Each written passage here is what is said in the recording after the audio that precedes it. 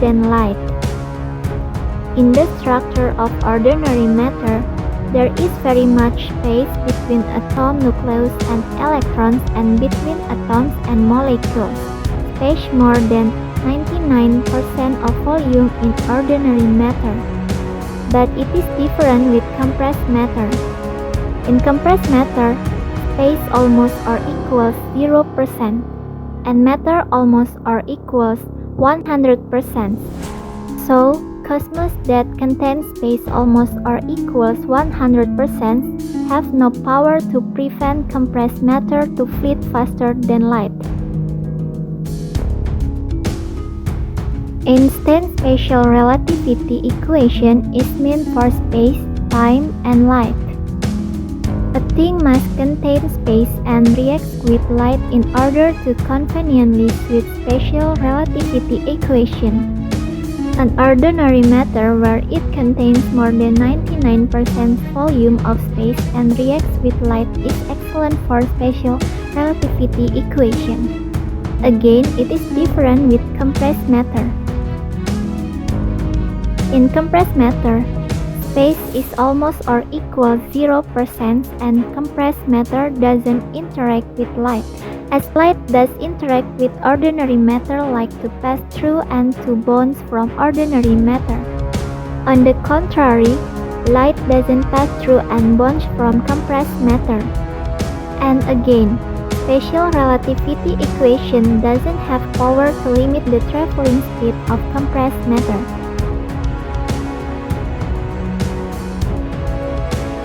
Although compressed matter disobeys upper speed limit settled by special relativity, but it still fully respects special relativity. Actually, some misinterpretation has occurred. The following is the text taken as it is from Wikipedia speed of light. As a result, if something were traveling faster than c relative to an inertial frame of reference, it would be traveling backwards in time relative to another frame and causality would be violated, where c equal the speed of light. Ref 18. See the picture above. This is only the assumption event. The object is traveling from A to D. We have two observers, one observer named X, moving with the object and the other one named Y staying at D. On arrival at D, the observer X opened the door of the craft and get handshake with Y. Observer X must get the absolute local time at D without denying. Observer Y says to X that he saw nothing observation of the craft or object coming at all before X coming. The X arrival there is all of a sudden like a ghost. Yes, that is because X and the craft travel faster than light. So X arrives earlier than the light to send the observation of X travel. Then they both watch what happened next. For objects traveling from A to D with the speed faster than light but less than 2 times the light speed. Starting since the arrival of X at D, both observers will watch the observation of backward travel of the object from D towards A with the speed faster than the real movement of the object from A towards D. And for object traveling from A to D with the speed more than 2 times the light speed, starting since the arrival of X at D, both observers will watch the observation of backwards travel of the object from D towards A, with the speed slower than the real movement of the object from A towards D. So, it would be traveling backwards in time means an observation of the object traveling backwards. Like we can see our action on the mirror, we expect causality wouldn't be violated.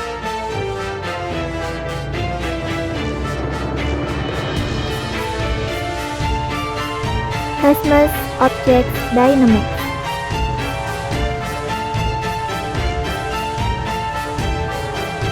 Most galaxies are present in mighty superclusters of galaxies that are traveling in cosmos. The dynamics of galaxies in cosmos are caused by four main reasons.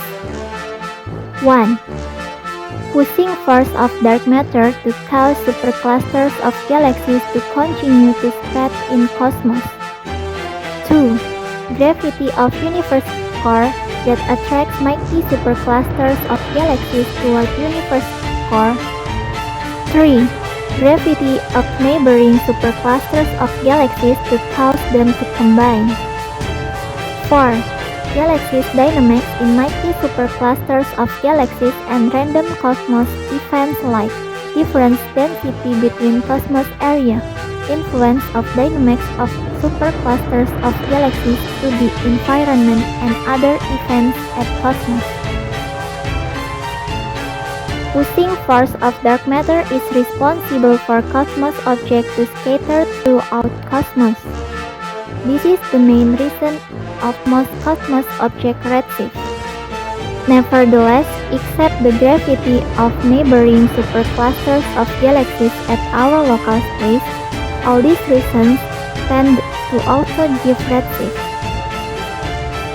Redshift and blueshift describe the change in the frequency of light waves depending on whether an object is nearing or receding us.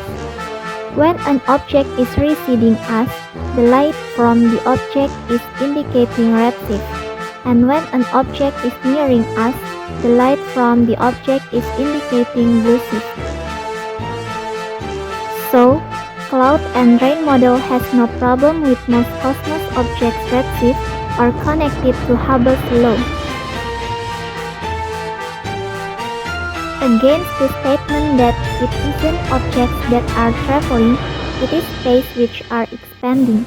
Please note that space expanding is still only an assumption or interpretation to answer why the observation of most cosmos object redshift and connected to Hubble's law with Big Bang theory. Every of us realized that until this time that assumption could be right, could be wrong. It isn't a final conclusion yet. Not to mention this assumption or interpretation isn't compatible with equality pattern fact. It means other possibility besides space expanding concept could also be right. Just a simple note. As long as it is still assumption, never close the door towards other possibilities. The one which giving less mystery should to consider more. Cloud and rain model has a note that a redshifted object that having z value much bigger than 1.0 could either mean that the object nearing or receding, or object moving with the speed much faster than light. Whether the object nearing or receding the observer will always indicate redshift. That is because on the above situation, the light of the object that arrives first to the observer is always the light that comes from the nearer position of the moving object, regardless it is starting or end position of the moving object. Observation to objects moving much faster than light, or z much bigger than 1.0.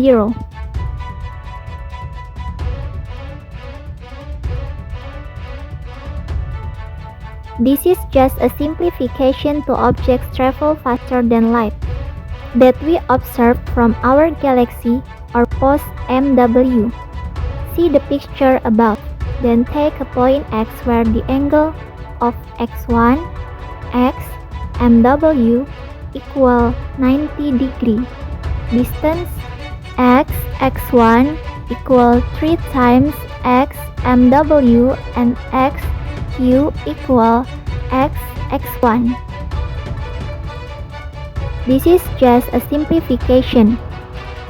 Assume an object with constant speed fleeting from Q toward N with speed 3 times the light speed, while MW just stationary over there. This is a simulation and simplification of the expecting event where MW also moving, while an object flips faster than the light speed with acceleration from Q toward N. Since that object leaving Q to X, we see nothing at all yet. That object flips with the speed 3 times of the light speed. The light from the object at pos X will arrive earliest at MW, and that is when the object arrives at pos X1. Then at that time, we will watch the instant appearing of an object like to blast at pos X. Afterwards, that object will divide, becoming two objects that move toward opposite directions.